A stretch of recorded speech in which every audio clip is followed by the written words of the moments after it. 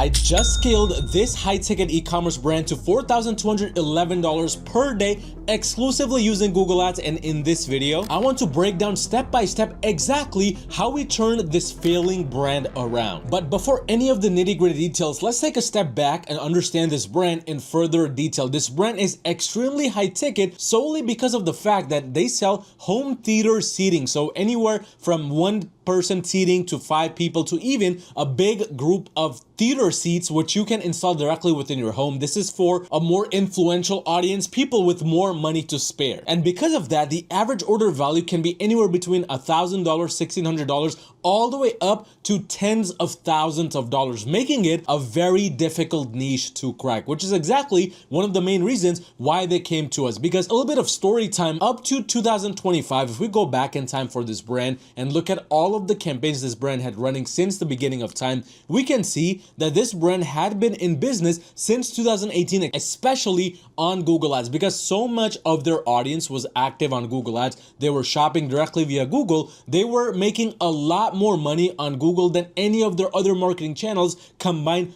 up until the point of 2025. Because if we look at the time period from basically 2023 essentially all the way up to 2026, which is when I'm recording this video, and we go back in time to the 1st of January 2023, we can see that over time, for some reason, the results were in a downward spiral for a very long period of time until it got to the point where everything just kind of came crashing down, especially during the months of 2025. So if we look right here, June, July, things just went down, and at that point is when conversion tracking completely got wrecked because of their landing page team, and they spent a total of 2 months from July all the way up to September just fixing those issues which that team ended up introducing during that time. Flash forward, after things were finally fixed basically in October and November, unfortunately things never picked up again for this brand, and every single month that followed was a worse and worse period until they got to the point where they were about to close their doors and just shut the business off, which had been running for over a decade at this point, because of that simple situation which they were never able to recover from. But of course we had to step in because we could not just let this brand go to ruin. So what we did is essentially when we began work, which was around June 2nd, essentially the start of June is when we began work, the first thing we always do for any brand, matter of fact, is to do a complete audit to understand exactly what is holding the brand back. And for this brand, the entire audit led to only one major point. There is too much activity, too much so-called momentum going on within the brand with little to no direction for any of the campaign strategies, for any of the work getting done within the brand. So for reference, all of these campaigns are shut off at this point because the first thing we did was attack the inefficiency within the accounts and get rid of anything that was wasting time, money, or effort. And basically in this situation, it was 99.9% of the campaigns should not even have been running to begin with. But during that time, what I came to realize is in total, this brand, if we take a closer look, had more than 17 different campaigns running at that period of time. During the month of April all the way to end of May, they had spent 15,000 Canadian dollars at a complete loss, because although it said $49,000 in revenue, the reality was conversion tracking was a complete mess, and they were double and triple tracking basically all of the conversions that were coming through the door. At this point from our audit, what we came to realize was they were below break even. They had basically generated $10,000 in revenue after spending over $15,000 in ad spend. They were in a complete loss. But on top of that, the biggest issue that they were dealing with, and it's not really easy to see based on this chart right here, the conversions chart, because again, conversions were getting double tracked, is the amount of sporadic sales they were dealing with. This brand, since it's a very high ticket brand, often deals with extremely sporadic sales where a week or two can go by without getting any types of results, any types of conversions, and they just have to keep the campaigns running. They just have to keep spending money despite not seeing any traction because of the nature of this industry. That was one of the biggest issues they wanted to solve, and they just didn't know how to get around it, because with most high ticket brands, the problem is the same. The average order value is so high that the brand has to spend tens and hundreds, sometimes even thousands of dollars before they even see a conversion come through. And because the Google Ads algorithm needs a consistent amount of conversions on a weekly or a monthly basis,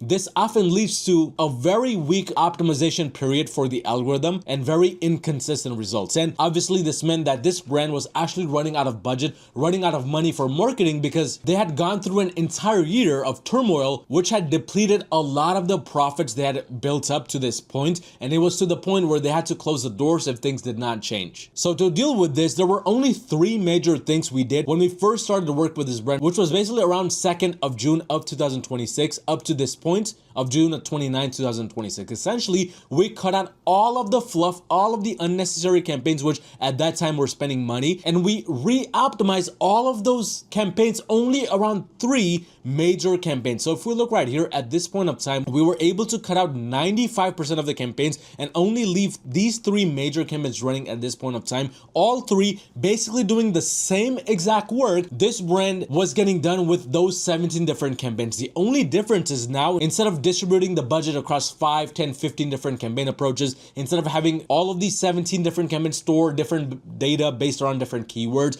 based on different avatars in different segments of the campaign setup, we now stored it into 3 separate campaign approaches. And this congregation made it so the campaigns can go from point A to point B at a much quicker pace, at a much healthier pace, instead of just distributing the data and budgets unnecessarily. This was single-handedly the biggest change we did that proved to be a needle mover for this brand, because this is what ended up adding this consistency right here. But that's not the only thing, because one of the major problems this brand had previously was there was no general usage of the previous data they were storing within those 17 different campaigns, meaning all of those campaigns were basically spending money day in and day out, but because the conversion tracking was off, because nobody was actually going in to optimize the keywords, nobody was going in to optimize the search ad copies based on the keywords, getting rid of unnecessary keywords, adding keywords that were working to the ad copies, a lot of these campaigns were essentially spending all of the money towards pockets of the audience which were medium buying intent and low buying intent. This is single-handedly the most common issue amongst high-ticket brands I see, which we work with, which, by the way, if you run a brand making $50,000 a month or more in revenue, you need some extra help scaling your brand consistently and profitably to the next level. Scan the QR code on the screen or directly click the link in the comment section below to schedule a call with me, and let's see how we can potentially work together to scale your brand profitably to the next level. But all of these campaigns that were wasting money, spending $2,000, $1,000 with little to no revenue in return, we had to go inside them to understand what were the keywords via the insight section and the search term section that were driving the results down, that were causing this brand and this campaign to spend so much of the money on things that were not working. And from this understanding, we were then able to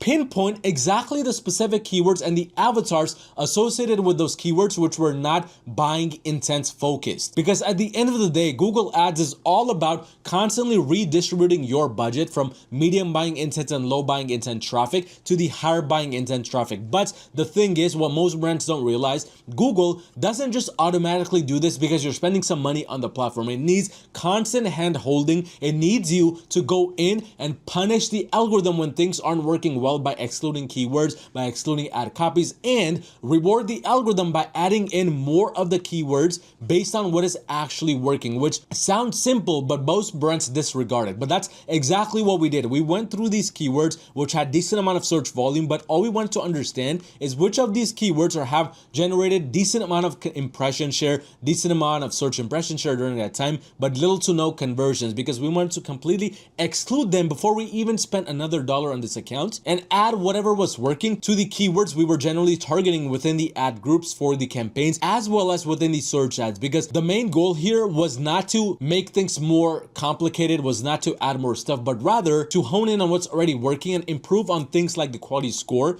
which is influenced directly by the ad relevancy of the search campaigns, the expected CTRs, the bids, and the budgets. Obviously, we didn't want to spend more money or bid higher, so we relied more on the ad relevancy and the expected CTRs of the ads to crack search campaigns. But at this point, once we had kind of rebuilt the foundation, once we had kind of gotten a select few campaigns to start running again, things were already looking a bit better. But we were not exactly where we wanted to be, because during the entirety of the first 2 to even the first 3 weeks of us working together, things were still not picking up. Things were still not where we wanted them to be. So this is when we had to apply the secret sub-event strategy, as I like to say, to kind of get things running in terms of consistency. And that was the moving needle that this brand needed to have this exponential growth that this brand eventually ended up achieving, and to really push the needle to the next level, even in terms of revenue. And the only thing we did is we added sub-events as primary conversion events to these campaigns. Now, this might sound a bit off, but it'll make a lot more sense when I explain a bit further. So if you look right here,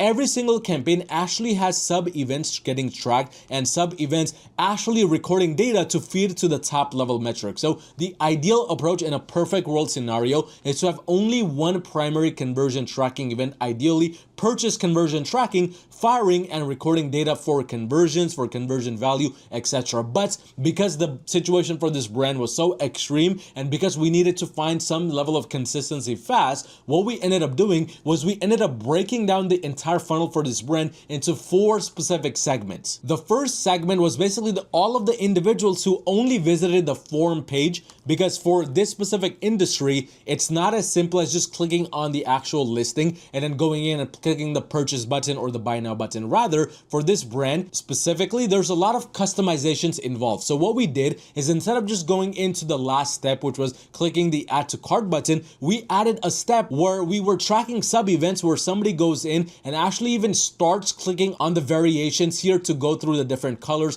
to go through the different configurations, dimensions, etc. available. This was the first sub-events that we wanted to track within Google Ads. And that's kind of one of the main primary events we added in here, but this was not the main events that we wanted the campaign to optimize off of. The second sub-event we added was the add to cart event, where now this was the second step of the funnel where somebody actually chose their configuration of how they wanted their theater seats, and then they clicked the add to cart button and got taken to the second page. This was the second step down the funnel, which again had further steps for our brands, further specifications, because again, it's not as simple as adding to cart and then clicking the checkout button for the brand we work with. And the third sub-event that we added was basically reaching the 4th page of the funnel, which for this brand is the checkout funnel, where they have added in all of the payment information, and they can either click the buy now button or they can contact the brand itself, call in to figure out more about the configurations and talk more about it. This 4th step was the highest leverage step that really helped us push the needle,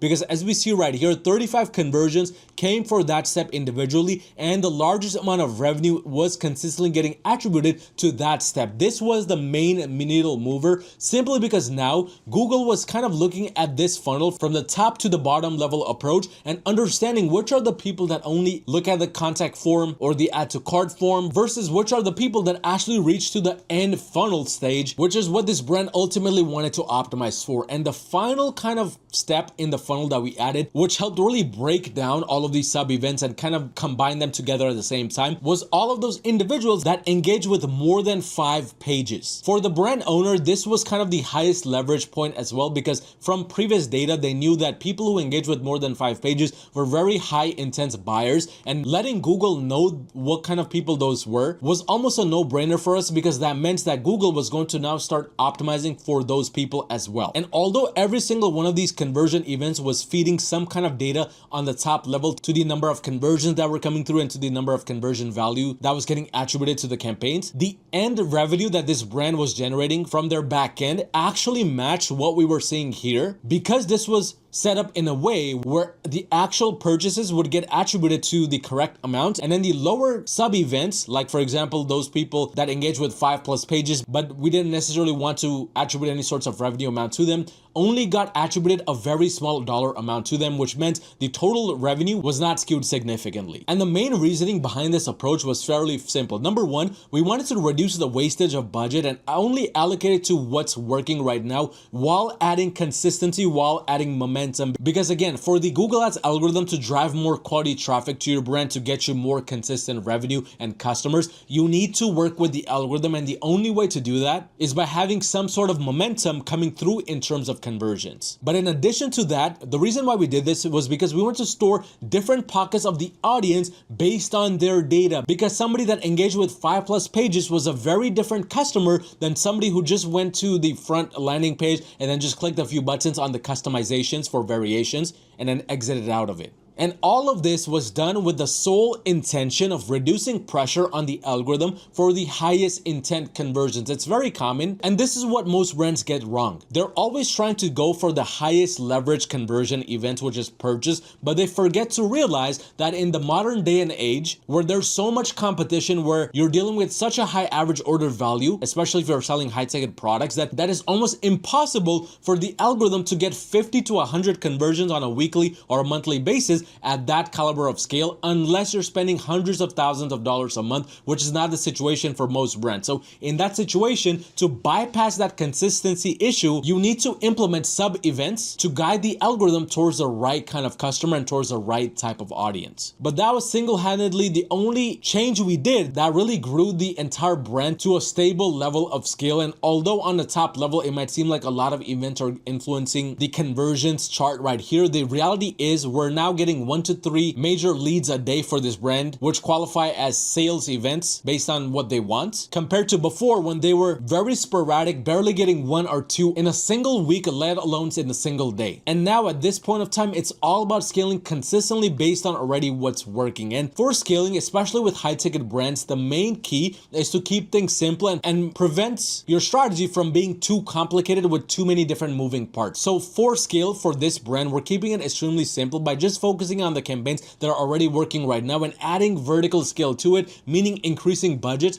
and decreasing restrictions as needed, while adding in a little bit of a smart bidding based approach, because at this point of time, we're only running on search campaigns and you never want to put all of your eggs in one basket. So the next step for us in terms of scale is a little bit of horizontal scale as well, where we're adding performance max campaigns and a little bit of AI max to kind of redistribute the budget and make it go to a broader selection of audience, which would then let us uncover different search terms and different markets within the audience, which these campaigns may not already be reaching. But with that being said, for any high-ticket brand out there, consistent momentum is what truly drives any ad account forward. And all of the changes we did for this brand were basically focused on one main goal: to gain consistency in terms of weekly conversions and monthly conversions, so that the algorithm on a top level knows exactly what person to go after versus what person is more of a lower buying intent or a medium buying intent customer. But with that being said, if you run a brand making over $50,000 a month in revenue, you need some extra help scaling your brand consistently